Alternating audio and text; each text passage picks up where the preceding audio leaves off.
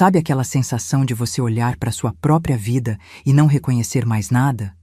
De estar dentro da sua casa, da casa que você comprou com o seu suor, e se sentir um fantasma? Deixa eu te perguntar uma coisa. O que você faria se descobrisse que as pessoas que você amou a vida inteira, que você sustentou, que você criou, estão esperando você morrer para ficar com tudo? Comenta aí de qual cidade você está me acompanhando, porque eu preciso saber que não tô sozinha nessa. Era véspera de Natal, 7h30 da noite. Eu estava na cozinha da mansão em Alphaville, aquela cozinha enorme toda branca que a Amanda escolheu, com ilha de mármore e torneira importada, terminando de arrumar as travessas para o jantar. Minhas mãos tremiam, não de nervoso, mas de cansaço mesmo. 84 anos nas costas, sabe? O joelho direito doendo desde meio-dia. Aquela dor surda que sobe pela coxa quando você fica muito tempo em pé. Aí a Amanda entrou. Salto alto batendo no porcelanato, aquele perfume caro que ela compra no shopping com o meu cartão. Ela estava linda, vestido vermelho, cabelo escovado, unha em gel recém-feita. R$ 150 a sessão. Eu sei porque eu que pago. Luciana, ela disse, nem sogra, nem dona Luciana. Só Luciana mesmo. A mesa tá pronta? Tá sim, minha filha. Acabei de colocar o peru. Ela olhou para mim de cima a baixo, com aquele sorrisinho que eu já conhecia. Abriu a bolsa, tirou uma caixinha embrulhada com papel de presente dourado. Olha, eu trouxe um presentinho para você. Abre agora, vai. Meu coração até deu uma apertada.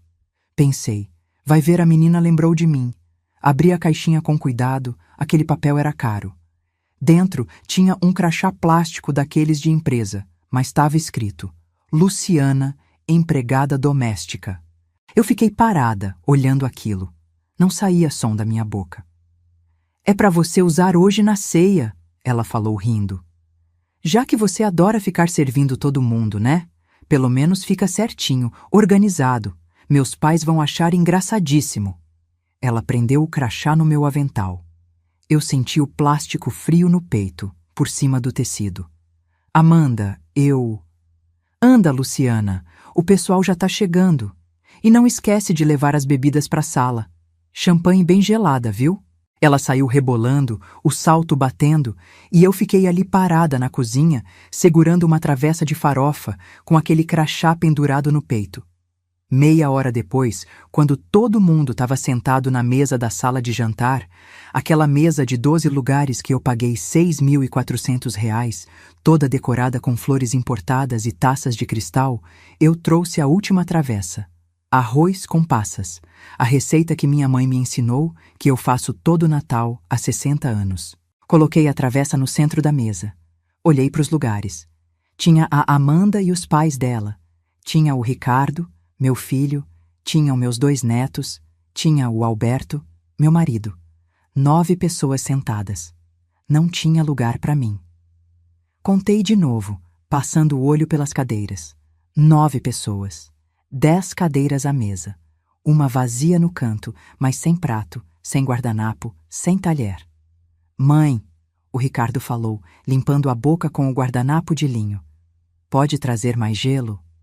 Eu olhei para ele. Meu filho, 50 anos, barriga saliente por cima do cinto de couro italiano, camisa de marca, relógio brilhando no pulso, tudo que ele tinha no corpo eu que paguei.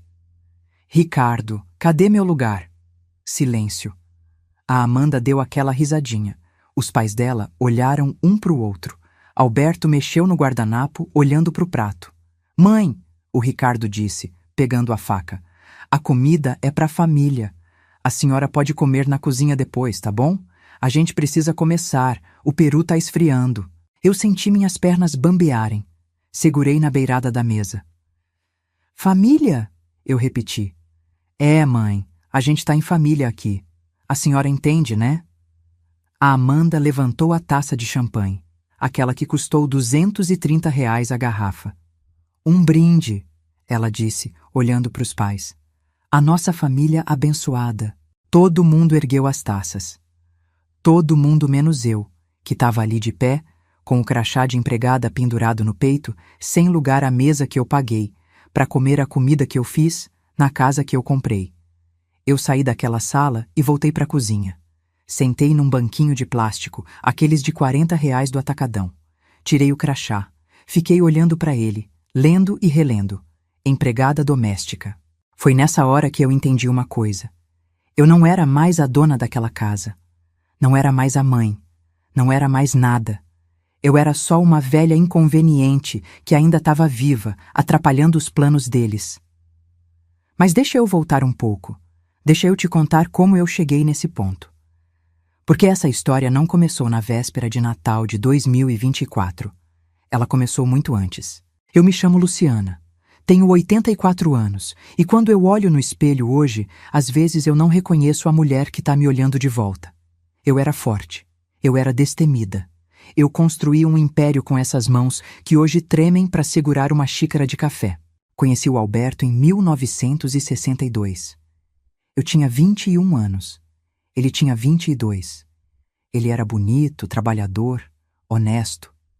A gente casou na igreja do bairro, festa simples, bolo da minha tia. A gente não tinha nada. Morávamos num quartinho nos fundos da casa da mãe dele, na Muca, um bairro operário de São Paulo. Ele trabalhava numa fábrica de tecidos, ganhava um salário mixuruca. Eu lavava roupa para fora. Em 65 nasceu o Ricardo. Em 68, a Renata. Eu lembro do dia que tive a ideia do depósito. Era uma terça-feira de manhã, agosto de 71. Chovia. Eu estava no ponto de ônibus, voltando do mercadinho, com o Ricardo no braço. Ele tinha 6 anos e estava com febre, e a Renata agarrada na minha saia. Eu tinha exatos R$ 18,50 na carteira. Era tudo que sobrava do aluguel, da comida, das contas. Passou um caminhão de areia. Um daqueles velhos, cheio de lona rasgada. E eu pensei, tem tanta gente construindo nessa cidade, tanta gente reformando casa, erguendo muro, fazendo puxadinho. E areia, tijolo, cimento, madeira, todo mundo precisa. Se eu conseguisse vender isso, direto, sem intermediário... Conversei com o Alberto naquela noite. Ele achou loucura. Mulher vendendo material de construção? Luciana, você tá doida. Mas eu insisti. Peguei emprestado R$ 700 com meu irmão. Aluguei um terreno baldio perto da Marginal, na altura do Brás. Comprei 3 metros de areia, 100 tijolos, 10 sacos de cimento. Coloquei uma placa pintada à mão. Depósito São Jorge, material de construção. Nos primeiros 6 meses, eu não dormi direito um dia. Acordava às 5 da manhã, deixava as crianças com a vizinha, ia para o depósito. Ficava lá até 9 da noite. Carregava saco de cimento nas costas, descarregava caminhão, anotava pedido em caderninho. As unhas ficaram quebradas, as mãos calejadas. O Alberto me ajudava depois do expediente na fábrica, mas era eu que tocava aquilo. E deu certo. Sabe por quê? Porque eu tratava todo mundo bem. Eu lembrava o nome do pedreiro, perguntava da família, dava desconto para quem pagava à vista, anotava fiado para quem era de confiança e sempre pagava. Em 2 anos, eu já tinha 5 funcionários. Em 5 anos, a gente tinha comprado o terreno. Em 10 anos, o Depósito São Jorge era referência na zona leste de São Paulo. O Alberto deixou a fábrica em 79. Ele cuidava da parte administrativa, eu da operação. A gente era um time, a gente construiu aquilo juntos. O Ricardo cresceu no depósito. Ele brincava entre as pilhas de tijolo, ajudava a varrer o chão, entregava a nota fiscal. Eu sonhava que um dia ele assumiria tudo, que seria um homem trabalhador, honesto como o pai. Mas o Ricardo, ele sempre foi diferente. Ele não gostava de suar, não gostava de sujar a mão. Quando fez 18 anos, em 83, ele me pediu para fazer faculdade de administração. Faculdade particular, mensalidade de R$ 970. Eu paguei. Pensei, ele vai aprender a gerir o negócio direito, com conhecimento, não só na prática como eu. Ele se formou em 88. Voltou para o depósito de gravata, pasta executiva, querendo mudar tudo. Queria modernizar, profissionalizar, expandir, mas ele não entendia nada de gente. Ele tratava os funcionários como número.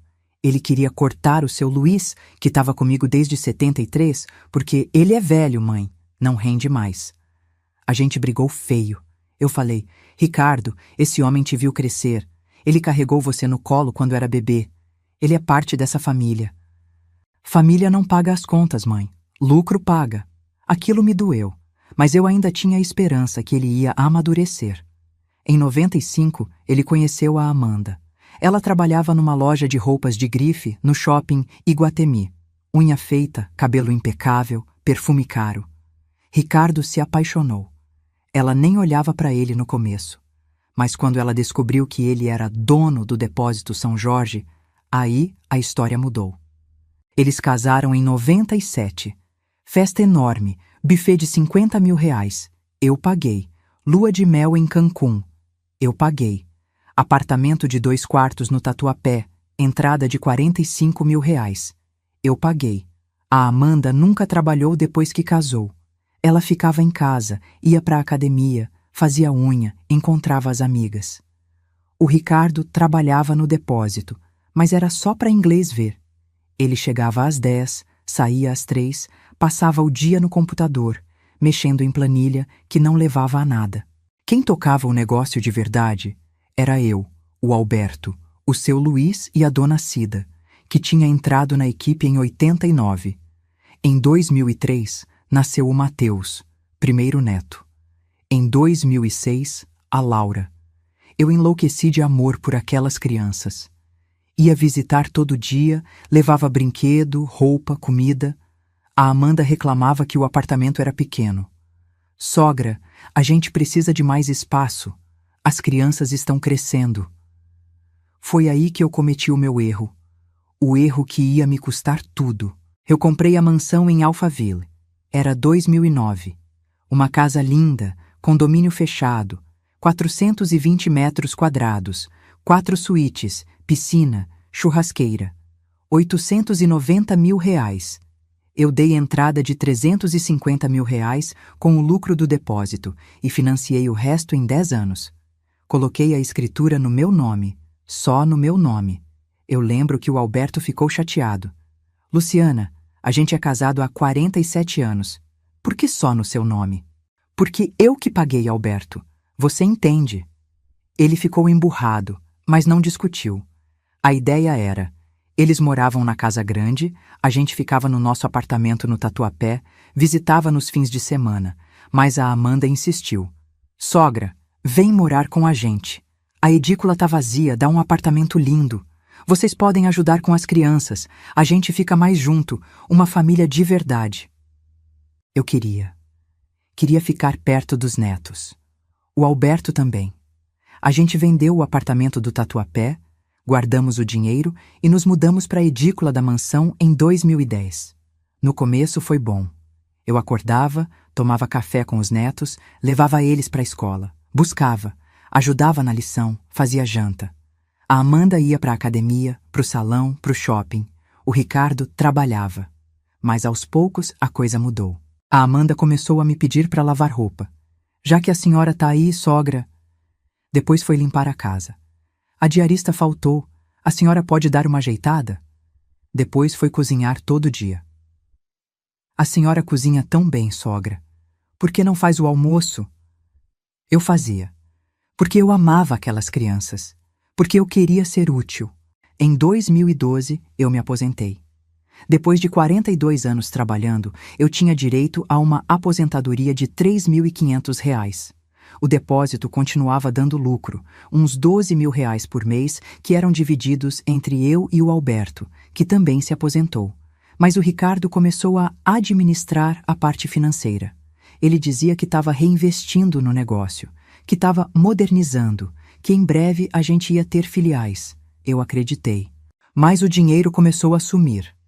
Eu recebia meus 3.500 de aposentadoria e no fim do mês sobrava R$ 200. Porque a Amanda usava o meu cartão de crédito, porque o condomínio de Alphaville era caro, R$ 1.200 por mês, porque o IPTU era alto, R$ 3.800 por ano, porque a conta de luz era absurda, R$ 520 por mês com aquela piscina aquecida que a Amanda adorava. E eu pagava tudo, tudo. O Ricardo dizia: Mãe, a gente está investindo no futuro das crianças.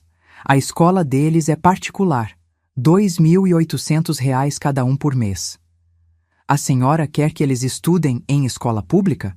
Eu não queria. Óbvio que não. Então eu pagava. A Amanda dizia: Sogra, eu preciso me cuidar. Unha, cabelo, pele, R$ 150 aqui, 200 ali. Senão o Ricardo perde o interesse, né? E eu pagava. Foi passando o tempo. 2013, 2014, 2015. Eu fui ficando mais velha, mais cansada, mais invisível. A Amanda parou de me chamar de sogra. Passou a ser Luciana. Às vezes nem isso. Só ei. O Ricardo parou de me visitar na edícula. A gente só se via na hora das refeições. O Alberto foi ficando mais quieto, mais apagado. Ele via tudo, mas não falava nada.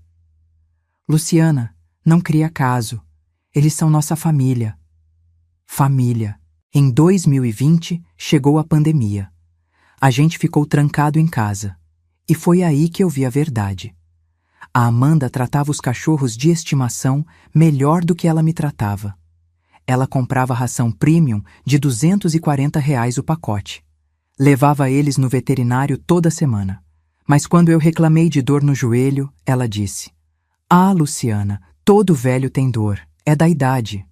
Ela não me levou no médico. Ela não marcou o ortopedista. Nada. E o Ricardo, o meu filho, ele nem olhava mais para mim. Ele chegava, jogava a pasta no sofá, ia para o escritório, fechava a porta. Ele estava sempre no telefone, sempre ocupado, sempre estressado. Em 2022, eu fiz 82 anos. Ninguém lembrou, nem bolo, nem parabéns. Nada. Eu chorei sozinha na edícula naquela noite. O Alberto estava dormindo. Ele estava dormindo cada vez mais cedo, cada vez mais horas. Parecia que ele tinha desistido de viver. Foi em 2023 que eu comecei a desconfiar de que tinha algo errado com o depósito. O seu Luiz me ligou. Era uma quinta-feira, 15h. Dona Luciana, a senhora pode vir aqui? Fui de ônibus.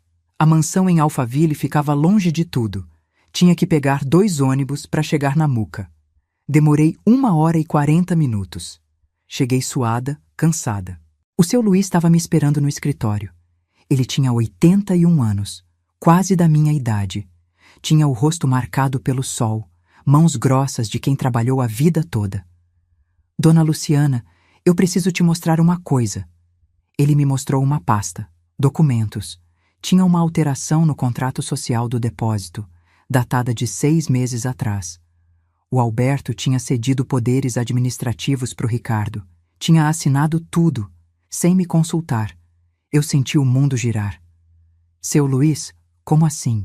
O Ricardo apareceu aqui com o advogado dele, mostrou os documentos, disse que agora ele era o administrador, que a senhora e o seu Alberto eram só sócios cotistas, mas sem poder de decisão. Eu sentei. Minhas pernas não me seguravam mais. E o Alberto assinou isso? Assinou, dona Luciana. Tem firma reconhecida no cartório. Eu voltei para a mansão naquela noite com o coração pesado. Cheguei, guardei a bolsa, fui até a casa principal. O Alberto estava na sala vendo televisão. O Ricardo estava no escritório. A Amanda estava dando banho nos cachorros.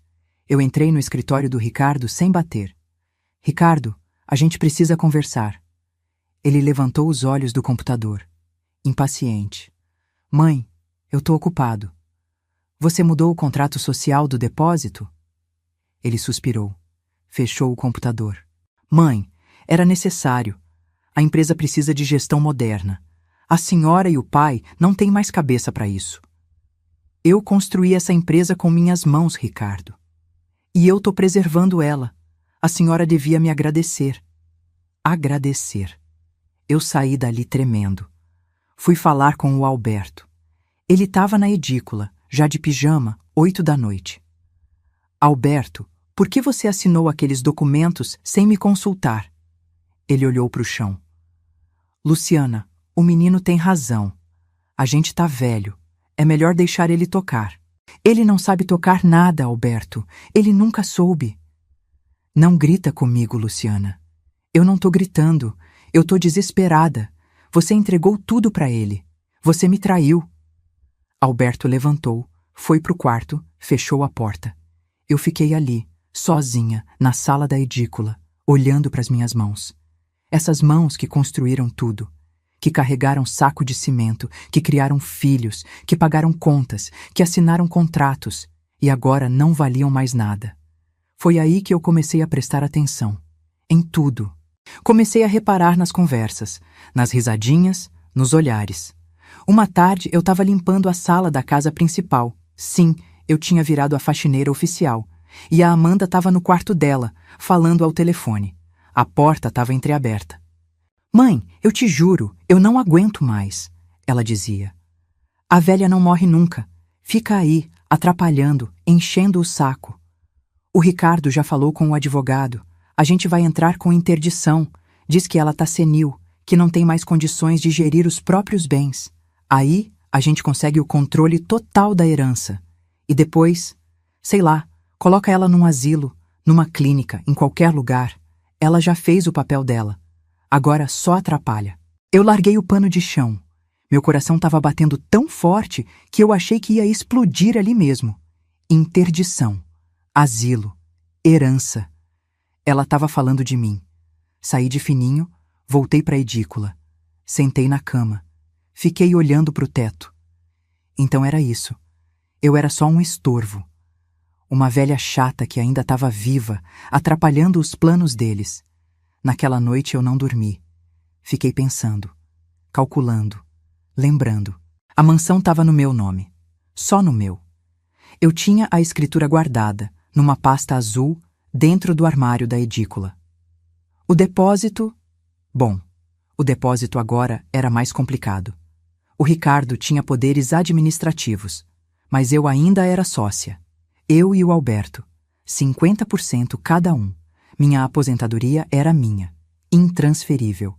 E eu tinha uma quantia guardada, o dinheiro da venda do apartamento do Tatuapé, R$140 mil, aplicados numa poupança antiga. Eles não sabiam disso. Então eu ainda tinha poder. Eu ainda tinha recursos. Só precisava de um plano. Na segunda-feira de manhã, 9 horas, eu liguei para o Dr. Siqueira. Ele era o advogado que tinha feito a escritura da mansão. Um homem sério, competente, de confiança. Doutor, eu preciso de uma consulta urgente. Fui no escritório dele na terça-feira. Levei todos os documentos, contei tudo. Ele ouviu em silêncio. Quando terminei, ele ajeitou os óculos e disse: Dona Luciana, a senhora foi vítima de violência patrimonial. Isso é crime previsto no Estatuto do Idoso. A senhora pode e deve reagir juridicamente. O que eu posso fazer? Primeiro, blindar seu patrimônio. A mansão já está no seu nome, então está seguro. Segundo, proteger sua aposentadoria. A gente cancela os cartões adicionais, muda a senha do banco, tira o dinheiro das contas conjuntas. Terceiro, sobre o depósito, é mais delicado. O seu marido cedeu poderes para o seu filho, então ele tem direito de gerir. Mas a senhora ainda é dona de 50%. A senhora pode vender sua parte. Vender para quem? Para quem a senhora quiser. Até para os funcionários, se eles quiserem comprar. Eu pensei no seu Luiz, na dona Cida. Eles conheciam aquele depósito melhor que ninguém. Eles mereciam. E a mansão? Eu posso vender? Pode. Tá no seu nome. A senhora não precisa de autorização de ninguém. Eu respirei fundo. Então, vamos fazer isso. Nos dias seguintes, eu agi rápido. Cancelei os cartões adicionais que a Amanda usava. Transferi o dinheiro das contas conjuntas para uma conta nova, só minha.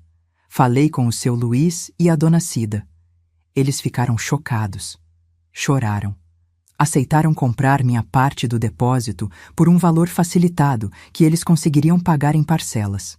Coloquei a mansão à venda. O corretor disse que valia R$1.100.000 agora. Valorizou com o tempo. Ótimo. E aí chegou o Natal. A véspera de Natal de 2024, a ceia, o crachá, a mesa sem lugar para mim. Eu fiquei lá na cozinha, sentada no banquinho, olhando para aquele crachá ridículo. Ouvi as risadas vindas da sala de jantar, o tinir das taças, as vozes felizes, e eu pensei, acabou. Eu levantei, tirei o avental. Alisando a saia, respirei fundo. Voltei para a sala de jantar. Eles estavam comendo, conversando, celebrando. Eu parei na cabeceira da mesa, aquela mesa que eu paguei, naquela casa que eu comprei. Todo mundo ficou em silêncio. Eu tirei a aliança do dedo. Aquela aliança de ouro desgastada que eu usava há 62 anos. Coloquei ela na mesa, bem no centro, ao lado do crachá de empregada que a Amanda me deu. Ricardo, eu disse, olhando para o meu filho, você acabou de perder tudo. A Amanda riu. Ai, Luciana, para de drama. A mansão tá à venda. Vocês têm 30 dias para sair. O riso morreu. Como assim à venda? O Ricardo perguntou, levantando. A escritura tá no meu nome. Eu posso vender quando eu quiser. E eu quero. Agora. Mãe, você tá louca? Louca? Eu? Eu que construí um depósito do zero? Que paguei essa casa? Que sustentei vocês a vida inteira? Eu sou a louca? A Amanda ficou pálida. Sogra, a senhora não pode fazer isso. Posso sim, e já fiz. O corretor já tem 3 interessados, e mais. Minha parte do depósito eu vendi para o seu Luiz e para Dona Cida. Eles são os novos sócios do seu pai. Você, Ricardo, pode continuar gerindo, mas o lucro agora é dividido com eles, não comigo. O Ricardo sentou, atordoado. E os cartões? A Amanda perguntou, a voz fina. Cancelados. Ela começou a chorar. Aquelas lágrimas falsas que ela sabia fazer tão bem. Eu olhei para o Alberto. Ele estava olhando para o prato, quieto, sem reação. Alberto, você vem comigo ou fica com eles? Ele não respondeu. Eu peguei minha bolsa, que estava no aparador, chamei um táxi pelo telefone e saí daquela casa. Nunca mais olhei para trás. O táxi me deixou num hotel nos Jardins. Não era luxuoso, mas era limpo, seguro. R$ 180 a diária. Eu paguei 1 semana adiantado. O quarto era simples. Cama de casal, televisão pequena, banheiro com box de vidro. Sentei na beirada da cama e foi só aí que eu comecei a tremer. Tremia tanto que tive que segurar as mãos uma na outra para parar. O que eu tinha acabado de fazer? 62 anos de casamento, 50 anos de filho criado, uma vida inteira construída, e eu tinha deixado tudo para trás numa noite de Natal. Olhei para o telefone. 15 chamadas perdidas, 12 do Ricardo, 3 do Alberto, nenhuma mensagem, só ligações. Não atendi nenhuma. Deitei de roupa mesmo, apaguei a luz e fiquei olhando para o teto escuro. Lá fora ouvia buzina de carro, gente passando na rua, a cidade que nunca dorme. E eu ali sozinha, 84 anos nas costas, sem saber direito o que ia ser do meu amanhã. Mas sabe o que eu senti? Alívio. Pela primeira vez em anos, eu não precisava acordar cedo para fazer café de ninguém. Não precisava lavar roupa de ninguém. Não precisava ouvir desaforo, piada maldosa, ser tratada como empregada na minha própria casa. Eu estava livre. Dormi pouco aquela noite, mas dormi em paz. Na manhã do dia 25 de dezembro, dia de Natal, acordei com o sol batendo na janela. 7h15 da manhã. Levantei, tomei banho demorado, sequei o cabelo com calma. Desci para o café da manhã do hotel. Pão francês quentinho, manteiga, café passado na hora, suco de laranja. Sentei sozinha numa mesinha perto da janela e comi devagar, saboreando cada garfada. Fazia tempo que eu não saboreava comida. Sempre comia em pé, na cozinha, correndo, sobra de panela. O telefone tocou de novo. Ricardo. Atendi. Alô? Mãe, pelo amor de Deus, o que é isso? A senhora saiu de casa na véspera de Natal, não atende telefone, a gente está desesperado aqui. Desesperado com o quê, Ricardo? Como com o quê? A senhora sumiu? Eu não sumi, eu saí. Da casa que é minha. Mãe, para com essa birra. Volta para casa. A gente conversa. Não tem conversa, Ricardo. Eu já falei. A casa tá à venda. Vocês têm 30 dias. A senhora não pode fazer isso. Posso sim. E vou fazer. Aliás, já fiz. O corretor já agendou 3 visitas para a semana que vem. Silêncio do outro lado. Mãe, a senhora tá bem? Tá tomando os remédios direito? Porque isso não é normal. A senhora tá confusa. Confusa. Ele estava começando. Já estava plantando a sementinha da interdição. Eu nunca estive tão lúcida na minha vida, meu filho. E se você tentar entrar com interdição, vai se dar mal. Eu já conversei com meu advogado. Eu tenho laudo médico, atestando que estou em plena capacidade mental. Pode tentar, vai perder. Desliguei na cara dele. Fiquei sentada ali, segurando o telefone. Minhas mãos não tremiam mais. Liguei para o Dr. Siqueira. Mesmo sendo Natal, ele atendeu. Doutor, eles vão tentar me interditar. Eu sei, dona Luciana. Por isso eu já preparei tudo. A senhora tem consulta marcada com a doutora Beatriz na terça-feira, 27. Ela é geriatra e psiquiatra. Vai fazer avaliação completa. Com o laudo dela, ninguém consegue interditar a senhora. Obrigada, doutor. Dona Luciana, a senhora fez a coisa certa. A senhora foi corajosa. Desliguei e fiquei olhando pela janela do hotel. Via as pessoas passando na rua, carregando presentes, crianças de mão dada com os pais, famílias. Eu não tinha mais família. Ou melhor, a família que eu tinha me descartou. Mas eu tinha a mim mesma. E às vezes isso precisa ser suficiente. Na terça-feira fui na consulta com a doutora Beatriz. Ela tinha uns 50 anos, cabelo curto, óculos de grau, jeito sério, mas gentil. Me fez um monte de pergunta. Testou memória, raciocínio, orientação temporal. Me pediu para fazer uns desenhos, resolver uns problemas de lógica. No final, ela sorriu. Dona Luciana, a senhora tá com a cabeça melhor que muito jovem que eu atendo. Lúcida, orientada, memória excelente. Vou emitir o laudo atestando plena capacidade civil. Saí dali com o laudo na mão. Um papel simples, mas que valia ouro. Era meu escudo contra a maldade do meu próprio filho. Nos dias seguintes, fiquei organizando minha vida nova. Abri uma conta só minha num banco diferente. Transferi todo o dinheiro que eu tinha. A aposentadoria de R$ 3.500, o dinheiro da venda da minha parte do depósito, R$ 210 mil que o seu Luiz e a Cida conseguiram pagar à vista pegando empréstimo. E a grana guardada da venda do apartamento do Tatuapé, R$ 140 mil. Somando tudo, eu tinha R$ 350 mil, mais a venda da mansão que ia render em torno de R$ 1.100.000. R$ 1.450.000. Parecia muito dinheiro. Mas eu sabia que precisava ser cuidadosa. Com 84 anos, eu não sabia quanto tempo ainda tinha. Precisava fazer esse dinheiro durar. Precisava me planejar. Fui num banco, conversei com um gerente. Ele me sugeriu aplicar em CDB, renda fixa, coisas seguras. Ia render uns R$ 4.000 por mês, mais minha aposentadoria, R$ 7.500 mensais. Dava para viver bem. Não ia ser luxo, mas ia ser digno. E dignidade era tudo o que eu precisava. No começo de janeiro de 2025, a mansão foi vendida. Um casal jovem, ele médico, ela advogada. Pagaram R$ 1.080.000 à vista. Fechei negócio rapidinho. O doutor Siqueira cuidou de tudo: escritura, transferência, documentação.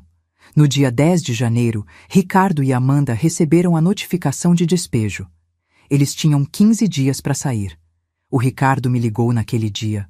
Tava chorando. Mãe, a senhora tá fazendo isso mesmo? A senhora vai deixar seus netos na rua? Você que deixou, Ricardo, quando decidiu me tratar como empregada, quando conspirou para me interditar, quando esqueceu que eu sou sua mãe. Eu nunca esqueci. Esqueceu sim. Você esqueceu de tudo. Esqueceu de quem te criou, de quem pagou sua faculdade, sua festa de casamento, seu apartamento, sua vida inteira. Você e aquela mulher só queriam meu dinheiro. Agora não tem mais. A gente vai ficar sem teto, mãe. Arruma um emprego, Ricardo. Trabalha. É o que gente de verdade faz. Desliguei. Não senti pena. Senti raiva. Raiva de ter demorado tanto para enxergar. A Amanda tentou uma última cartada. Ela apareceu no hotel onde eu estava. Não sei como descobriu. O porteiro me ligou no quarto perguntando se eu autorizava a visita.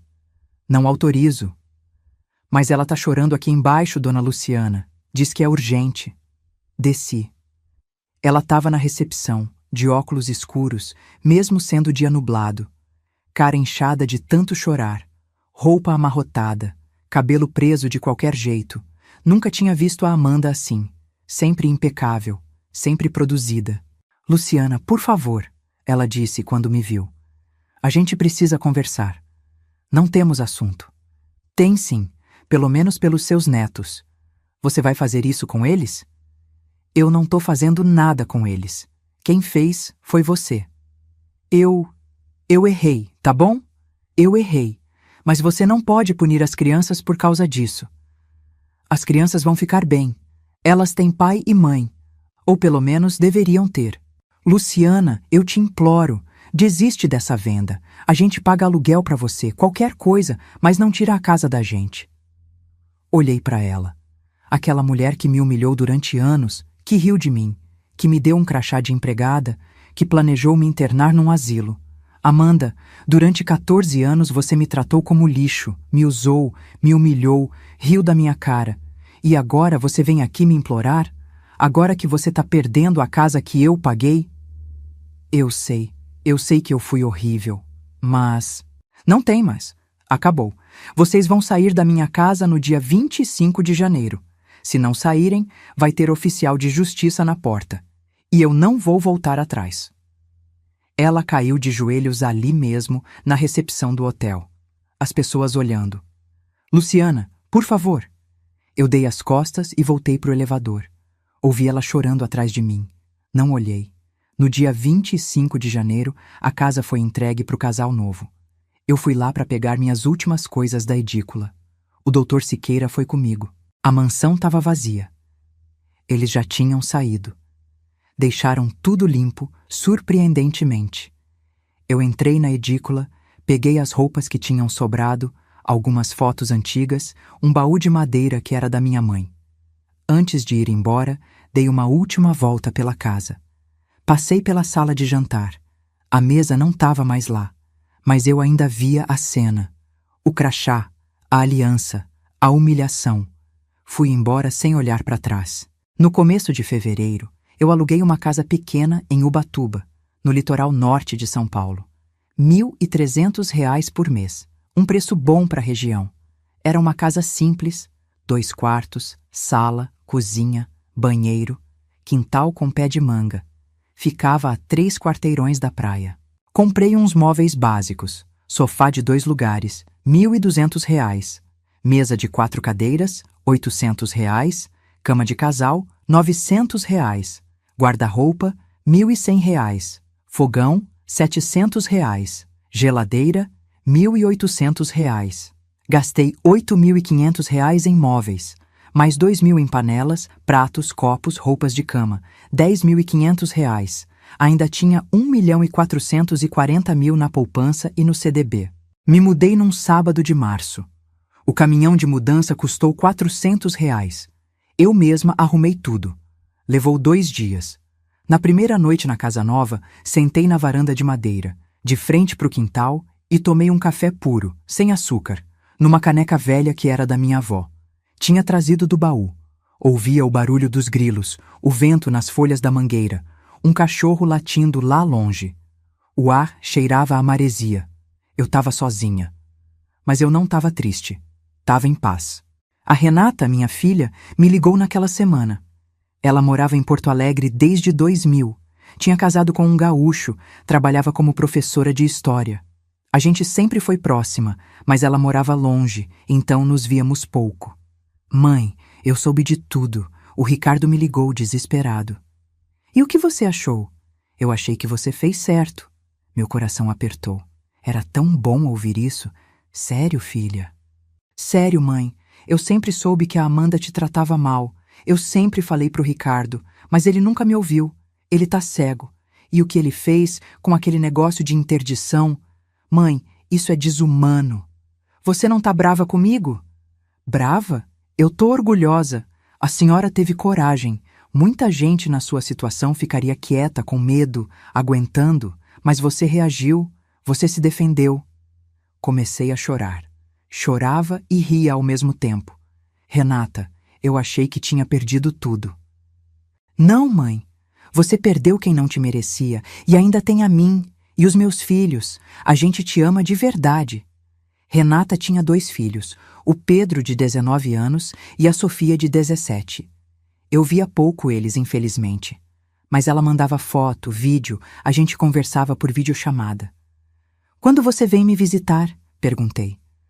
Nas férias de julho eu vou aí. Eu, o Marcelo e as crianças. A gente fica uns dias com a senhora. Vai ser bom. E foi.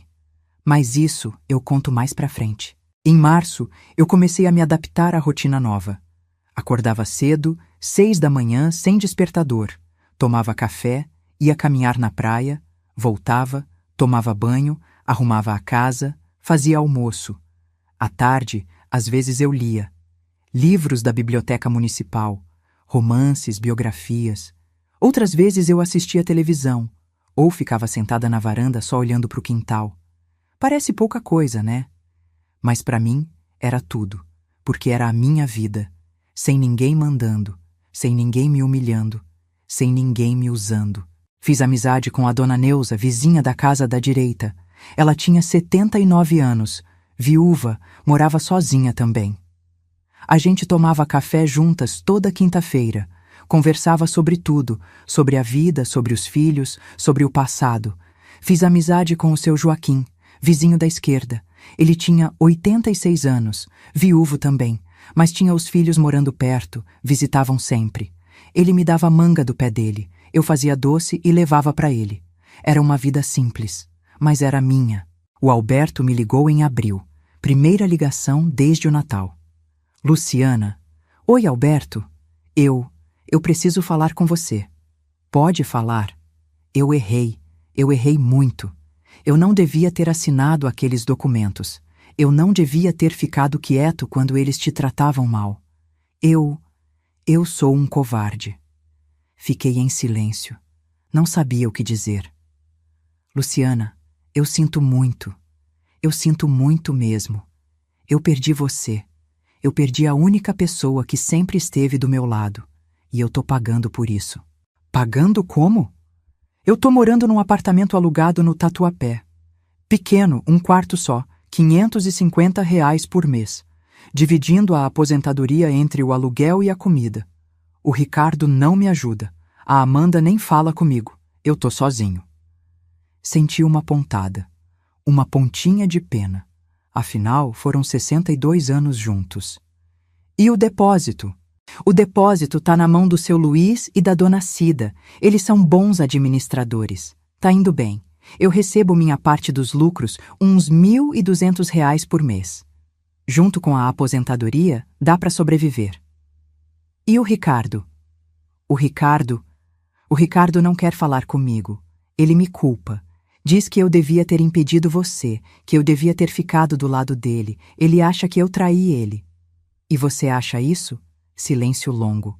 Não, quem traiu foi ele. Traiu você. Traiu a gente. É. Luciana, eu sei que eu não tenho direito de pedir nada, mas a gente pode se ver? Só uma vez, para conversar, para eu pedir perdão direito. Pensei muito. Alberto, eu não sei. Por favor, só uma conversa. Eu vou pensar. Desliguei.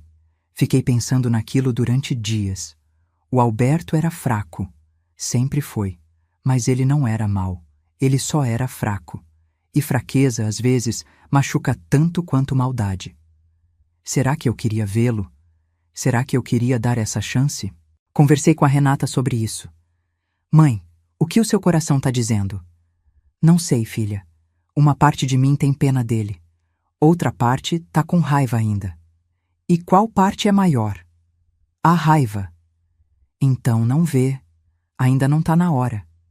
Quando a pena for maior que a raiva, aí você pensa. Ela tinha razão. Mandei mensagem pro Alberto. Ainda não, Alberto, talvez um dia, mas ainda não. Ele respondeu: eu entendo, eu espero. Em maio, o seu Luiz me ligou. Dona Luciana, eu e a Cida queríamos te convidar para vir aqui no depósito, ver como tá tudo. A senhora tem tempo? Fui numa terça-feira. Peguei ônibus até São Paulo, depois metrô até Amuca. Cheguei no depósito 12:20. Tava tudo diferente. Eles tinham pintado a fachada, trocado a placa, organizado o estoque. Tinha mais funcionários, uns 3 novos. Tudo limpo, arrumado, funcionando. Dona Luciana, olha só, o seu Luiz disse orgulhoso.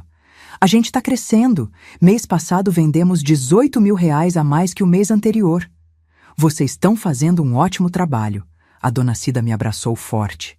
Ela estava com os olhos cheios d'água.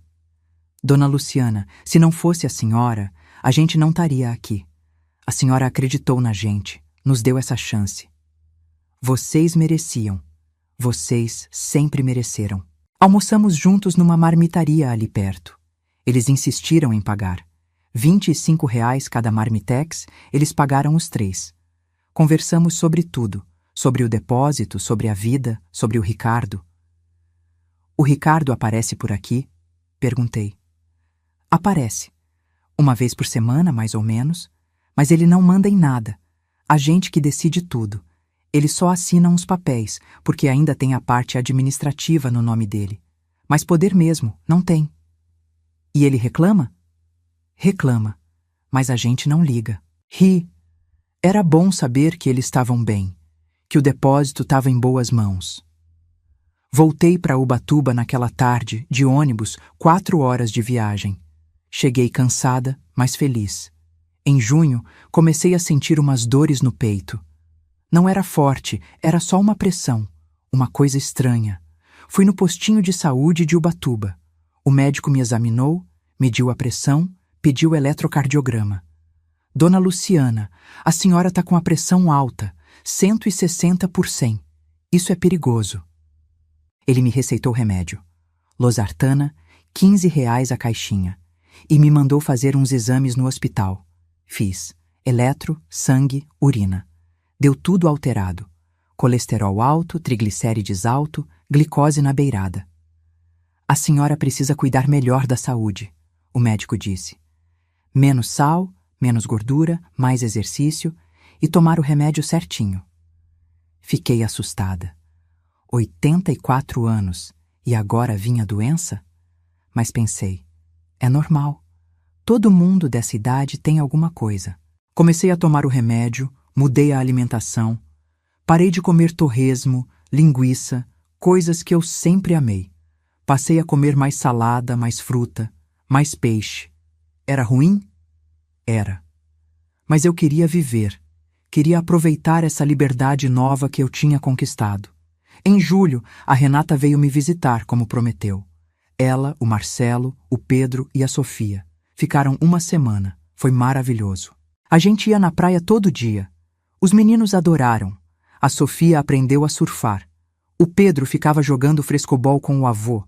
Não, peraí. O Alberto não estava lá. O Pedro jogava frescobol com o Marcelo. À noite, a gente fazia janta junto. Eu cozinhava, a Renata ajudava. A gente conversava, ria, contava histórias. Num desses jantares, a Renata perguntou: Mãe, você tá feliz?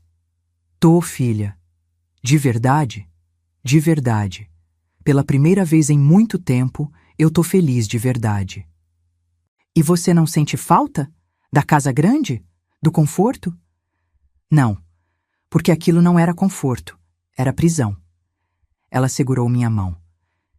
Eu admiro muito a senhora, mãe. A coragem que a senhora teve. Muita gente não teria. Eu não tive escolha, filha. Era reagir ou morrer por dentro. Mas a senhora reagiu, e isso é tudo. Quando eles foram embora, eu chorei. Mas era choro de saudade boa, de amor verdadeiro. Em agosto, aconteceu algo inesperado. O Ricardo apareceu em Ubatuba. Toquei a campainha numa quinta-feira à tarde, 3:30. Eu estava na varanda, lendo. Levantei, Fui até o portão.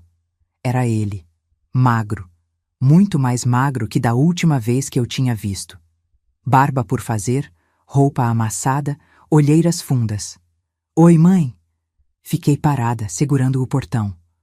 O que você tá fazendo aqui, Ricardo? Eu precisava te ver. Como você descobriu onde eu tô? A Renata me contou. Silêncio. Posso entrar? Pensei muito. Toda a fibra do meu corpo gritava, não, manda ele embora, ele não merece. Mas outra parte, pequena, fraca, dizia, ele é seu filho.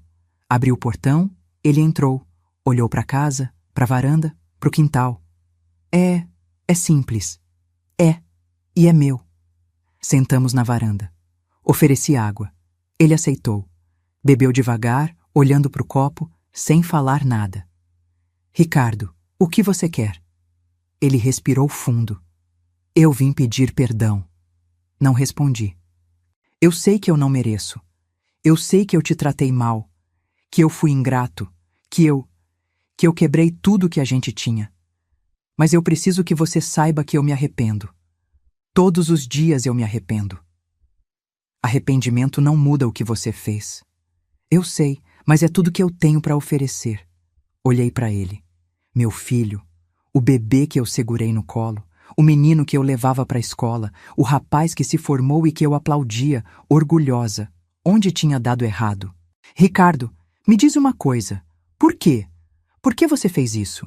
Por que você deixou que a Amanda me tratasse daquele jeito? Por que você planejou me interditar? Ele abaixou a cabeça. Porque eu sou fraco, mãe. Porque eu sempre fui fraco. E a Amanda, ela é forte, ela manda, e eu deixo. Isso não é desculpa. Eu sei que não é, mas é a verdade. E agora, como você tá vivendo? Ele deu um sorriso amargo. Mal. A gente tá morando num apartamento de 1 quarto no Jabaquara. R$ 900 de aluguel. Eu consegui emprego num escritório de contabilidade. R$ 2.200 por mês. A Amanda não trabalha ainda. Ela tá procurando. Os meninos continuam na escola particular, mas agora com bolsa. E tá difícil, mãe. Tá muito difícil. A gente não tem dinheiro pra nada. Mal dá pra pagar as contas. Não senti pena. Senti nada. E você quer o quê? Que eu te ajude? Não. Não vim pedir dinheiro. Eu vim pedir perdão. Só isso. Perdão não paga conta, Ricardo. Eu sei, mas eu preciso disso. Preciso que você me perdoe, porque eu não consigo viver com esse peso. Fiquei em silêncio, olhando para as minhas mãos. Essas mãos velhas, cheias de manchas, de veias salientes. Ricardo, eu não sei se eu consigo te perdoar. Não agora. Talvez um dia, mas não agora. Ele começou a chorar. Ali mesmo, na minha frente. Um homem de 50 anos chorando feito criança. Mãe, eu sinto tanto. Eu sinto tanto. Não abracei ele, não consolei, só fiquei olhando. Ricardo, você precisa ir embora agora. Ele limpou o rosto com as costas da mão, levantou. Tá bom, mas posso voltar de vez em quando? Não sei, a gente vê. Ele foi embora. Eu fiquei sentada na varanda, olhando o portão fechado, ouvindo o som dos passos dele se afastando. E chorei. Chorei porque ainda doía. Chorei porque eu ainda amava aquele homem, mesmo depois de tudo. Chorei porque eu queria poder perdoar, mas ainda não conseguia. Setembro chegou com aquele vento gelado que vem do mar. Eu acordava de manhã e a casa estava fria, precisava colocar um casaco por cima do pijama. As janelas de madeira emperravam com a umidade, eu tinha que forçar para abrir. Mas eu gostava. Gostava daquele cheiro de maresia que entrava pela casa, daquele barulho de onda quebrando lá longe. No dia 12 de setembro, uma terça-feira, o Alberto me ligou de novo. Luciana, por favor, me dá uma chance. Suspirei.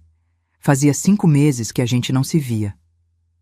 Alberto, eu sei que eu não mereço, mas eu preciso falar com você, pessoalmente, não por telefone. Fiquei em silêncio pensando. A pena já estava maior que a raiva? Ainda não, mas estava crescendo. Tá bom, Vem sábado, de manhã. Ele chegou de ônibus no sábado, 10 da manhã. Eu estava na varanda quando vi ele descendo na esquina, caminhando devagar até meu portão. Tava mais magro também, curvado, velho. A gente envelhece junto, mas às vezes a gente só percebe quando olha de longe. Abri o portão. Ele entrou, olhou para mim. Os olhos dele encheram d'água. Oi, Luciana. Oi, Alberto. Sentamos na varanda. Fiz café, servir 2 xícaras, coloquei na mesinha de plástico entre a gente. Ele pegou a dele com mão trêmula, tomou um gole. Você tá bem? Ele perguntou. Tô. E você? Eu... Não, Luciana. Eu não tô bem. O que tá acontecendo? Ele olhou pro quintal, pro pé de manga, pro céu azul. Eu tô sozinho. Completamente sozinho. O Ricardo não fala comigo. A Amanda me odeia. Os netos nem sabem quem eu sou mais. Eu moro num apartamento pequeno, escuro, sem graça. Eu acordo, tomo café, vejo televisão, durmo. Todo dia a mesma coisa. Eu não tenho mais nada, Luciana. Nada. Você tem a sua aposentadoria, tem a parte do depósito. Dinheiro não é nada quando você tá sozinho. Você sabe disso. Fiquei quieta. Eu sabia sim. Mas eu também sabia que solidão a gente escolhe às vezes. E ele tinha escolhido. Alberto, você quer o que de mim? Quero você de volta. Meu coração apertou. Volta. Alberto, eu sei que eu estraguei tudo, que eu fui covarde, que eu escolhi o lado errado, mas eu te amo, Luciana. 62 anos juntos, isso tem que valer alguma coisa. Valia. Até você assinar aqueles documentos sem me consultar. Até você ficar quieto quando eles me humilharam. Até você escolher o seu filho em vez de mim. Eu escolhi errado. Escolheu. Mas eu quero consertar. Deixa eu consertar. Tomei um gole do café. Tava amargo. Esqueci de colocar açúcar. Como, Alberto? Como você vai consertar? O que você pode fazer agora? Eu posso ficar do seu lado. De verdade. Dessa vez de verdade. E se o Ricardo aparecer de novo? E se ele te pedir alguma coisa? Você vai ter coragem de dizer não? Ele abaixou a cabeça. Vou. Eu juro que vou. Você jurou 62 anos atrás que ia ficar comigo na alegria e na tristeza. E na primeira tristeza de verdade, você me abandonou. Luciana, por favor. Levantei. Fui até a beirada da varanda, fiquei olhando para o quintal. Uma manga caiu da árvore. Fez um barulho surdo no chão. Alberto, eu não sei se eu consigo confiar em você de novo. Então me deixa tentar. Me deixa provar. Virei para ele. Como? Me deixa vir morar aqui, com você. Eu pago metade de tudo. Metade do aluguel, metade das contas, metade da comida. Eu ajudo na casa. Eu faço o que você mandar. Só me dá uma chance. Fiquei olhando para ele. Aquele homem que eu amei a vida inteira. Que era fraco, mas não era mau. Que tinha errado, mas estava arrependido. Será que eu queria isso? Será que eu estava pronta? Eu preciso pensar. Quanto tempo? Não sei. O tempo que eu precisar. Ele levantou, veio até mim, segurou minhas mãos. As mãos dele estavam geladas. Luciana, eu vou esperar o tempo que for, mas por favor, pensa com carinho. A gente ainda pode ter uns anos bons juntos. A gente ainda pode ser feliz. Será? Ele foi embora naquela tarde. Eu fiquei pensando por dias. Conversei com a Renata. Mãe, o que o coração da senhora está dizendo? Está dizendo que eu ainda amo ele, mas está dizendo também que eu tenho medo. Medo do quê? De ele me decepcionar de novo. E se decepcionar? Aí eu mando ele embora. Então pronto. A senhora tem o controle agora, mãe. Não é como antes. Agora a casa é da senhora. O dinheiro é da senhora. A vida é da senhora. Se ele pisar na bola, a senhora manda ele embora. Simples assim. Ela tinha razão. No dia 28 de setembro, mandei mensagem pro Alberto. Pode vir, mas com uma condição. Se você me decepcionar de novo, é a última vez. Entendeu? Ele respondeu em 5 segundos. Entendi. Obrigado, Luciana. Obrigado. Ele se mudou na primeira semana de outubro. Trouxe as coisas dele em 2 malas velhas, roupas, alguns livros, um radinho de pilha, fotos antigas. Foi estranho no começo. A gente dormia no mesmo quarto, mas em lados opostos da cama. Cada um com seu cobertor. Cada um no seu canto. A gente conversava pouco. Bom dia, boa noite, o café tá pronto. Precisa de alguma coisa. Mas aos poucos, muito aos poucos, a gente foi se aproximando de novo. Ele começou a ajudar na casa. Lavava a louça, varria o quintal, ia no mercado. Não reclamava de nada. Fazia tudo o que eu pedia. À noite, a gente sentava na varanda, tomava chá, via as estrelas. Uma noite, ele segurou minha mão. Eu deixei. Outra noite, ele disse: Eu sinto tanto a sua falta, Luciana. Mesmo estando aqui do seu lado, eu sinto falta de como a gente era antes. A gente não pode voltar a ser como era antes, Alberto. Aquilo acabou. Então, vamos ser outra coisa. Algo novo. Olhei para ele. Você acha que dá? Eu acho que a gente pode tentar. E a gente tentou. Em novembro, o Ricardo apareceu de novo, sem avisar. Tocou a campainha num domingo de tarde. O Alberto estava na sala, vendo o jogo. Eu fui atender. Ricardo. Oi, mãe. Eu posso entrar?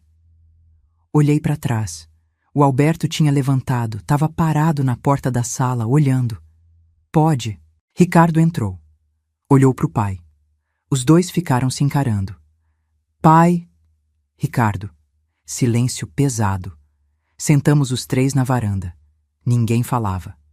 Até que o Ricardo disse: Eu vim falar com vocês 2. Eu preciso que vocês saibam que eu errei com vocês. Com os 2. Eu sei que pedir desculpa não vai mudar nada, mas eu preciso falar. Eu preciso que vocês saibam. O Alberto olhou para mim. Eu olhei para ele. Ricardo, eu disse, da última vez que você veio, você pediu perdão. E eu disse que não estava pronta. Ainda não tô. Eu sei, mãe. Eu não vim cobrar nada. Eu só vim dizer que eu tô tentando mudar. Tô tentando ser diferente. Diferente como? Eu comecei terapia. 2 vezes por semana. R$ 120 cada sessão. Tá pesado, mas eu tô pagando.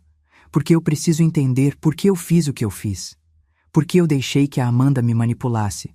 Por que eu fui tão cruel com você. Aquilo me pegou de surpresa. Você tá fazendo terapia? Tô. Faz 2 meses. E tá doendo, mãe. Tá doendo muito, porque eu tô vendo tudo que eu fiz errado. Tudo que eu destruí. E a Amanda? Ele deu um sorriso triste. A Amanda. A gente tá separado. Separado? É. Ela foi embora faz 1 mês. Foi morar com os pais dela. Levou os meninos. Disse que não aguenta mais essa vida.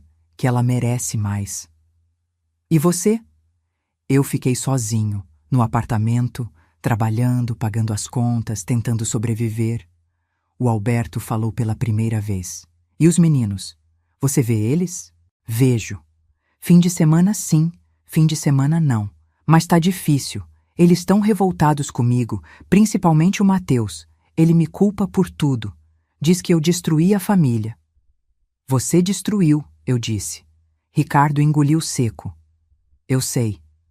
Ficamos mais um tempo ali conversando. Ou melhor, Ricardo falando e a gente ouvindo. Ele contou da terapia, do trabalho, da solidão. Ele estava diferente, mais humilde, mais quebrado. Quando ele foi embora, o Alberto me perguntou: Você acha que ele está mudando de verdade? Não sei. Só o tempo vai dizer. Você vai dar uma chance para ele? Não sei. Ainda não sei. O Alberto segurou minha mão. Eu dei uma chance para o nosso casamento. Você deu uma chance para mim. Talvez um dia você consiga dar uma chance para ele também. Talvez, mas ainda não. Dezembro chegou rápido. O calor voltou, aquele calor úmido do litoral. A casa ficava abafada. Eu ligava o ventilador velho que fazia barulho, mas pelo menos refrescava. No dia 15 de dezembro, eu e o Alberto estavam na varanda, tomando o suco de manga que eu tinha feito com as frutas do quintal, quando o portão se abriu. Era a Amanda. Sozinha. Ela estava diferente também. Cabelo natural, sem escova, roupa simples, uma blusa branca e uma calça jeans. Sem maquiagem, sem salto. Luciana, ela disse parando na beirada da varanda. Levantei. Amanda, eu posso falar com a senhora? Olhei para o Alberto. Ele levantou. Eu vou lá para dentro. Deixo vocês conversarem. Ficamos sozinhas. Eu e Amanda, sentadas na varanda. O vento balançando as folhas da mangueira. Ela ficou muito tempo quieta, até que disse: eu vim pedir desculpa. Não respondi. Eu sei que eu não tenho desculpa para o que eu fiz. Eu te tratei como lixo. Eu te humilhei. Eu usei você e eu planejei coisas horríveis contra você. Eu mereço todo o ódio que você sente de mim. Eu não sinto ódio, Amanda. Eu sinto decepção. Ela olhou para mim, os olhos vermelhos. Eu tô falida, Luciana, financeiramente e emocionalmente. Eu perdi tudo. A casa, o conforto, o casamento. Eu tô morando com os meus pais num apartamento de 2 quartos, dividindo quarto com os meus filhos. Meu pai me cobra todo dia. Diz que eu arruinei minha vida. E ele tá certo. E você quer o quê? Que eu tenha pena? Não. Eu quero que você saiba que você tinha razão. Sobretudo. Eu era fútil, egoísta, cruel. E agora eu tô pagando. E eu mereço. Fiquei olhando para ela. Aquela mulher que foi minha tortura durante 14 anos, que riu de mim, que me deu um crachá de empregada. Mas agora ela estava ali, quebrada, humilhada como ela me humilhou. Eu devia sentir satisfação, mas não senti. Senti só vazio. Amanda, o que você quer? De verdade? Ela respirou fundo. Eu queria que você me ensinasse. Ensinasse o quê? A sobreviver. A recomeçar. Você fez isso. Você perdeu tudo e recomeçou. Eu não sei como. Eu não sei viver sem dinheiro, sem conforto, sem nada. Olhei para as minhas mãos. Mãos velhas, calejadas, fortes. Amanda, eu sobrevivi porque eu sempre soube trabalhar. Eu nunca dependi de ninguém para me sustentar. Você nunca trabalhou de verdade na sua vida. Eu sei. Mas eu quero aprender. Eu consegui um emprego, numa loja de roupas, R$ 1.400 por mês. É pouco, mas é o começo. E eu quero fazer dar certo. Eu quero ser diferente. Por quê? Por que agora? Porque eu olho para os meus filhos e eu vejo que eles estão virando o que eu era. Egoístas, superficiais. E eu não quero isso. Eu não quero que eles sejam como eu fui. Fiquei em silêncio. Luciana, eu não tô pedindo dinheiro. Eu não tô pedindo perdão porque eu sei que não mereço. Eu só tô pedindo um conselho, uma palavra, qualquer coisa. Levantei. Fui até a beirada da varanda. Olhei para o céu. Amanda, eu não posso te ensinar a ser uma pessoa melhor. Isso você precisa descobrir sozinha. Mas eu posso te dizer uma coisa. Começa sendo honesta, com você mesma. Para de fingir. Para de querer parecer o que você não é. Aceita a sua realidade e trabalha a partir dela. É só isso. Ela levantou também. Obrigada. Não tem de quê. Ela foi embora. Eu fiquei olhando ela se afastar, pensando, será que ela vai mudar de verdade? Ou é só mais uma encenação? Só o tempo ia dizer. No dia 20 de dezembro, 5 dias antes do Natal, eu estava na cozinha fazendo biscoito de polvilho quando o telefone tocou. Era o Dr. Siqueira. Dona Luciana, boas notícias. Que boas notícias? O Ricardo entrou com pedido de interdição contra a senhora em março, lembra? Lembrava. Ele tinha tentado. E o processo foi arquivado. O juiz negou. Com base no laudo da doutora Beatriz e no seu histórico de gestão patrimonial, ele considerou que a senhora tem plena capacidade civil e que o pedido era infundado e mal intencionado. Sentei na cadeira da cozinha. Acabou? Acabou. A senhora ganhou. E mais, o Ricardo foi condenado a pagar as custas do processo, R$ 2.300. Comecei a rir. Rir de nervoso, de alívio, de satisfação. Obrigada, doutor. Muito obrigada. Disponha, dona Luciana. A senhora é uma guerreira.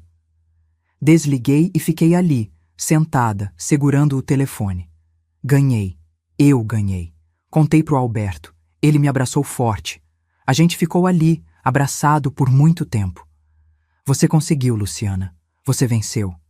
Venci. Mas a vitória tinha gosto amargo, porque eu tinha que lutar contra o meu próprio filho. No dia 24 de dezembro, véspera de Natal, eu e o Alberto decoramos a casa. Compramos uma árvore pequena de plástico, R$ 80 no bazar da esquina. Enfeitamos com bolas coloridas que custaram R$ 25 o pacote. Fizemos guirlanda de papel crepom. Era simples, mas era nosso. À noite, a Renata ligou. Mãe, Feliz Natal, a gente tá com saudade. Eu também, filha, também tô com saudade.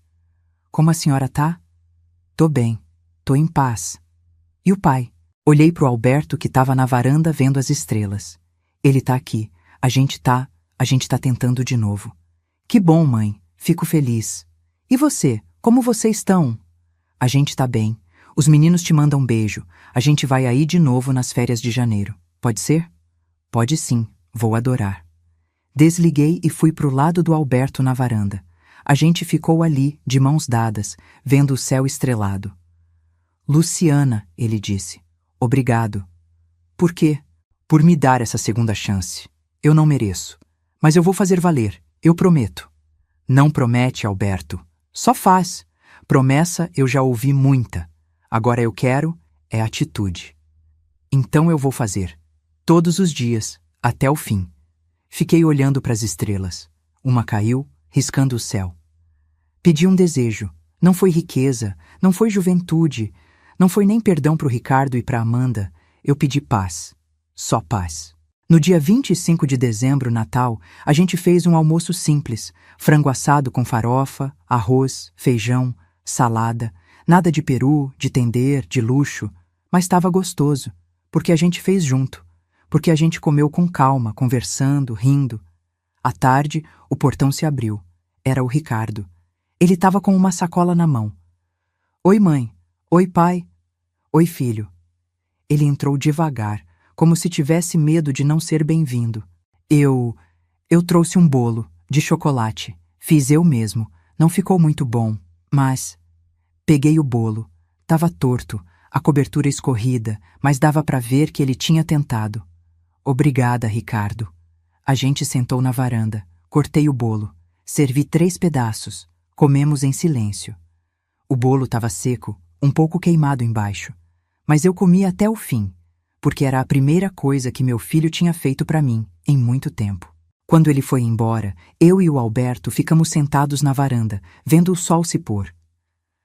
Você acha que um dia a gente vai ser uma família de novo? Ele perguntou. Pensei muito antes de responder.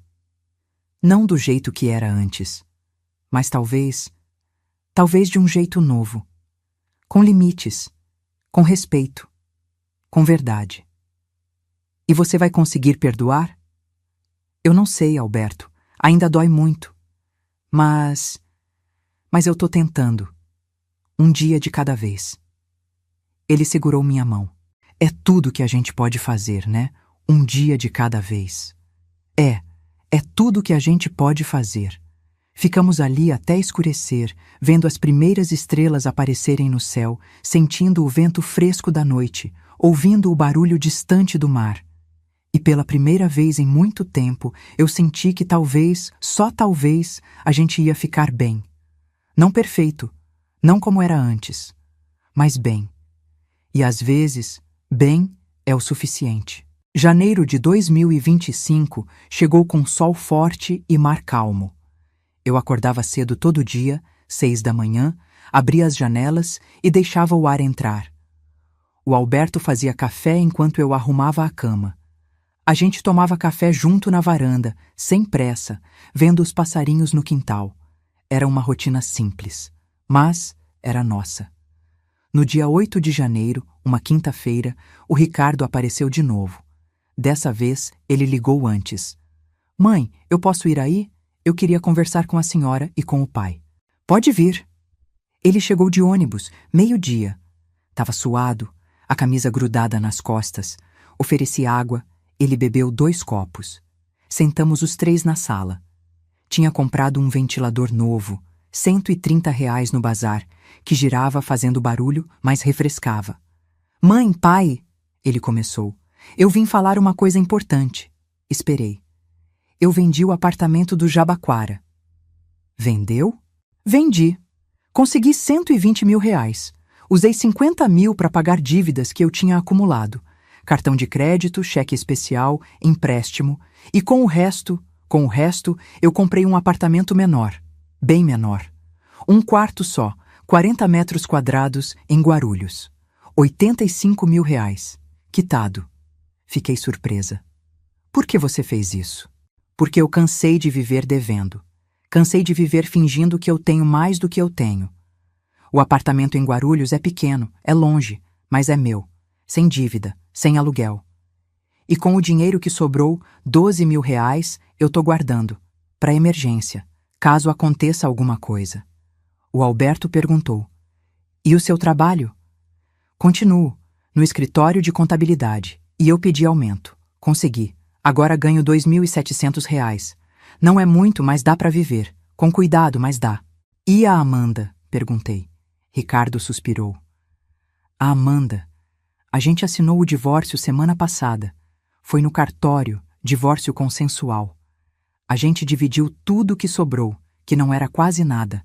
Ela ficou com a guarda dos meninos. Eu vejo eles fim de semana. Pago pensão, R$ 600 por mês, 300 para cada um. É quanto eu consigo dar. E os meninos, como eles estão? Tão se adaptando. Foi difícil no começo. O Mateus não queria nem falar comigo, mas agora tá melhorando, devagar. A gente sai, vai no parque, come um lanche. Eu não posso dar luxo para eles, mas eu tô tentando dar presença. Olhei pro Alberto. Ele estava emocionado. Filho, ele disse, eu tô orgulhoso de você. Ricardo olhou pro pai surpreso. Tá? Tô. Você tá fazendo a coisa certa. Tá assumindo responsabilidade. Tá vivendo dentro da sua realidade. É isso que homem de verdade faz. Ricardo começou a chorar. Não aquele choro desesperado de antes. Era um choro mais manso, de alívio talvez.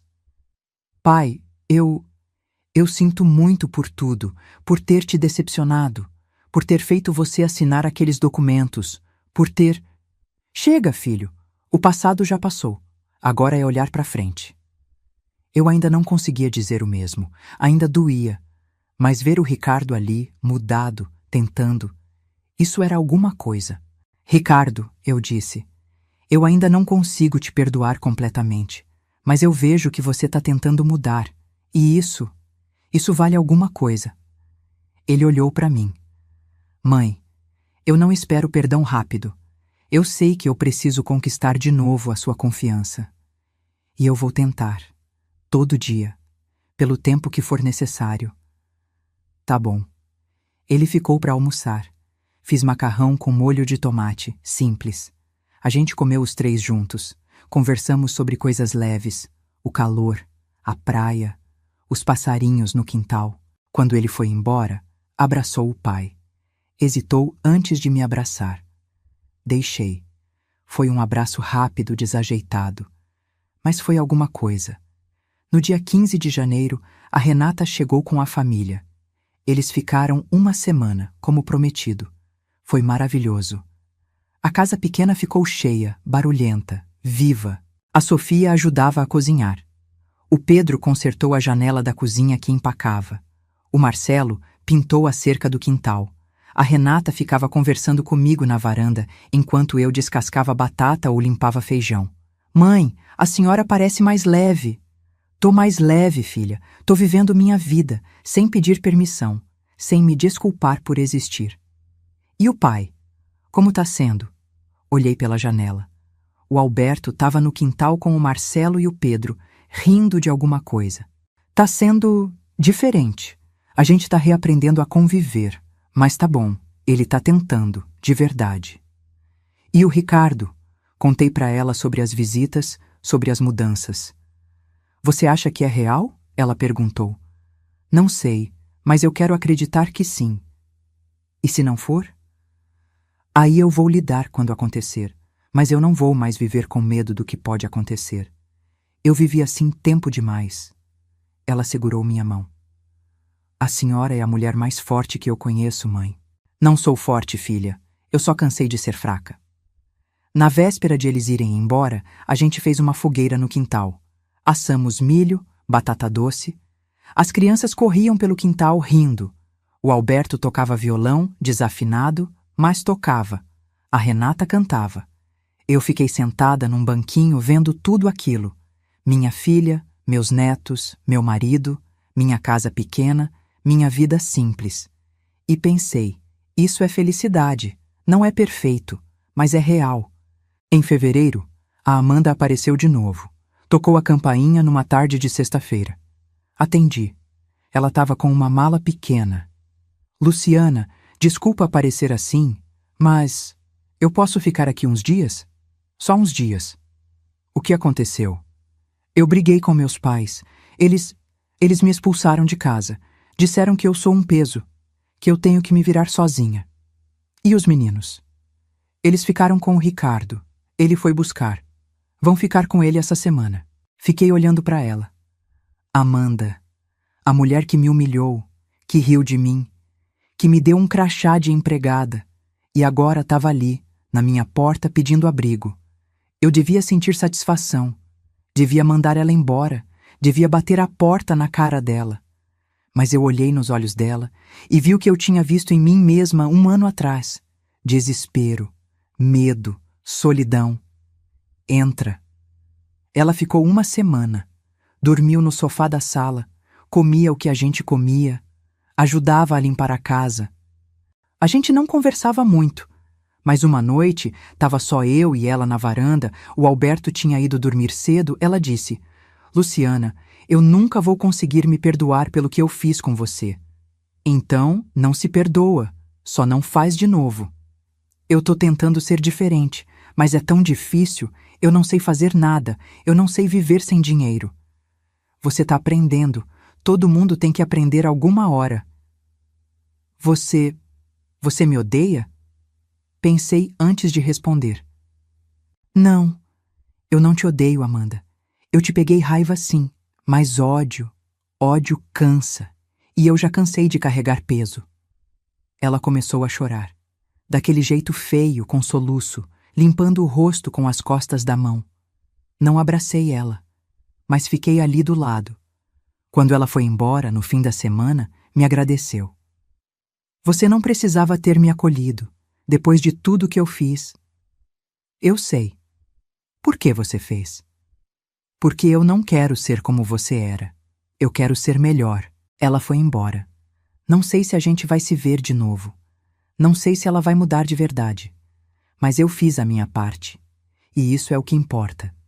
Em março, eu completei 85 anos. A Renata veio passar o fim de semana. O Ricardo apareceu com um bolo que ele tinha comprado na padaria, R$ 22. O Alberto fez um almoço especial, frango com quiabo, meu prato preferido.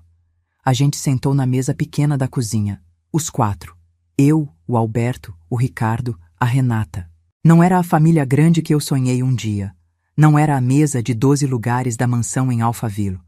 Não tinha luxo, não tinha ostentação, mas tinha amor. Do jeito imperfeito, quebrado, mas tinha. Cantaram parabéns. Eu apaguei a velinha que o Alberto tinha espetado no bolo. Fez pedido, mãe? A Renata perguntou. Fiz. Qual foi? Olhei para cada um deles. Pro Alberto, que estava tentando ser melhor todo dia. Pro Ricardo, que estava reconstruindo a vida tijolo por tijolo. Pra Renata, que sempre ficou do meu lado. Pedi para ter saúde para aproveitar mais uns anos com vocês. Só isso. O Ricardo segurou minha mão por cima da mesa. As mãos dele estavam ásperas, calejadas. Ele estava trabalhando de verdade agora. Mãe, Eu sei que eu ainda tenho um caminho longo pela frente, para reconquistar sua confiança. Mas eu quero que você saiba que eu vou tentar, todo dia, pelo resto da minha vida. Olhei para ele. Meu filho. 51 anos, cabelo grisalho, rugas ao redor dos olhos. Não era mais aquele menino que brincava no depósito. Não era mais aquele rapaz arrogante que me humilhou. Era um homem quebrado tentando se reconstruir. Eu sei, Ricardo. Eu vejo que você está tentando. Você acha que um dia você vai conseguir me perdoar? Respirei fundo. Eu acho que sim, mas vai levar tempo. E você precisa entender que mesmo quando eu perdoar, as coisas nunca vão ser como eram antes. Eu entendo. Eu vou te amar sempre, porque você é meu filho. Mas a confiança você vai ter que reconstruir, devagar. E se você escorregar de novo, se você voltar a ser quem você era, aí eu não vou dar outra chance. Eu não vou escorregar. Eu prometo. Não promete, só faz. Ele assentiu. A gente comeu o bolo. Tava gostoso, simples, mas gostoso. À tarde, a Renata e o Ricardo foram embora. O Alberto tirou cochilo. Eu fiquei na varanda sozinha vendo o quintal. A mangueira estava carregada de fruta. Ia ter que colher logo, senão ia cair tudo no chão e estragar. Pensei em tudo o que tinha acontecido no último ano. A humilhação, a dor, a raiva, a vingança, a reconstrução, o perdão incompleto. Valeu a pena? Levantei. Fui até a mangueira. Peguei uma fruta madura. Cheirei. Cheirava a minha infância. A dias simples. A felicidade pequena. Mordi. O suco escorreu pelo meu queixo. Tava doce. Sim. Valeu a pena. Porque eu tava viva, livre, dona da minha própria vida. E não tem dinheiro no mundo que pague isso. Abril, maio, junho passaram. A rotina continuou. Eu e o Alberto vivendo nossa vida simples. O Ricardo visitando uma vez por mês, às vezes trazendo os netos. A Amanda aparecendo de vez em quando, sempre meio perdida, mas tentando. Em julho, fui fazer exames de rotina no postinho. A pressão estava controlada com o remédio. O colesterol tinha baixado. A médica disse que eu estava bem para minha idade. Dona Luciana, a senhora está se cuidando direitinho. Continue assim. Saí de lá feliz, 85 anos e a saúde em dia. Era mais do que muita gente tinha. Em agosto, o seu Luiz me ligou. Dona Luciana, eu e a Cida queríamos fazer uma homenagem para a senhora. Pode ser? Homenagem? É, a gente vai fazer uma festa lá no depósito. Comemorar os 54 anos da empresa. E a gente quer que a senhora venha. A senhora é a fundadora, a alma do negócio. Fui. No dia marcado, um sábado de tarde, peguei ônibus até São Paulo. O Alberto foi comigo. Quando a gente chegou, tinha um monte de gente. Funcionários antigos, novos, clientes, fornecedores. Tinha bandeirinhas coloridas, mesa com salgadinho e refrigerante, um bolo grande com a foto do depósito desenhada em glacê. O seu Luiz me viu e veio correndo. Dona Luciana, que alegria! Ele me levou até uma mesa de honra. Tinha uma faixa. Obrigado, Dona Luciana. Comecei a chorar. Ali mesmo, na frente de todo mundo. Dona Luciana, o seu Luiz disse no microfone. Essa mulher aqui é a razão desse depósito existir. Ela começou do zero, vendendo areia e tijolo de porta em porta, carregando peso nas costas, construindo tijolo por tijolo. Ela não tinha dinheiro, não tinha estudo formal, mas tinha algo que ninguém consegue comprar: determinação e caráter. E hoje, 54 anos depois, a gente está aqui, firmes, fortes, graças a ela. Todo mundo aplaudiu. Eu estava chorando e rindo ao mesmo tempo. E eu quero que todo mundo aqui saiba, o seu Luiz continuou, que se eu e a dona Cida conseguimos comprar esse depósito, foi porque a dona Luciana acreditou na gente. Ela podia ter vendido para qualquer um, por mais dinheiro, mas ela vendeu para a gente, porque ela sabia que a gente ia cuidar desse lugar com amor. E a gente está cuidando, e a gente nunca vai esquecer. Levantei para falar. As pernas tremiam. Eu não tenho muita palavra bonita para falar, mas eu quero agradecer. Agradecer a vocês por continuarem o trabalho, por manterem esse lugar vivo. Esse depósito foi minha vida inteira. E saber que ele está em boas mãos, isso me dá paz. Sentei. O Alberto segurou minha mão. Você construiu algo grande, Luciana. Algo que vai durar. A gente construiu, Alberto. A gente. Voltamos para Ubatuba naquela noite. De ônibus, 4 horas de viagem. Cheguei cansada, mas feliz. Em setembro, numa manhã de domingo, eu estava regando as plantas no quintal quando senti uma dor forte no peito. Uma pressão. Como se tivesse um peso esmagando. Segurei na parede. Alberto! Ele veio correndo. Luciana, o que foi? Meu peito tá doendo. Ele me levou para o hospital. Urgência. Os médicos me examinaram, fizeram eletro, tiraram sangue. Dona Luciana, a senhora teve um princípio de infarto. Pequeno, mas teve. A senhora vai precisar ficar internada uns dias. Fiquei 3 dias, tomando remédio na veia, fazendo exame, ouvindo o médico falar que eu precisava ter mais cuidado. O Alberto não saiu do meu lado. Dormiu na cadeira desconfortável do hospital, comeu a comida ruim da lanchonete, segurou minha mão o tempo todo. A Renata veio, o Ricardo veio. Mãe, a gente quase te perdeu. O Ricardo disse chorando. Não perdeu, eu ainda tô aqui. Mas a senhora precisa se cuidar mais. Eu sei, filho, eu sei. Quando recebi alta, o médico me passou um monte de remédio novo.